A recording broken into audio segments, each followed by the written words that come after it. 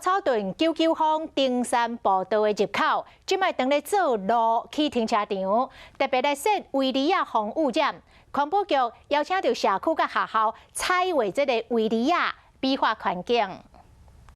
规排工地维尼亚经过测绘，加真活泼。南投县政府环保局结合营建业者，提供测绘平台，邀请社区士大人和学生来这测试。美术方面的能力之外，更重要的，它是对它在地环境的认识。 99峰爬山步道入口四周围当地施工，设维尼亚或者袂垃圾，嘛少学校和社区合作，和这个家变更加水。我们希望在环保局除了在污染防治之余呢，也可以针对环境做更友善的一些利用。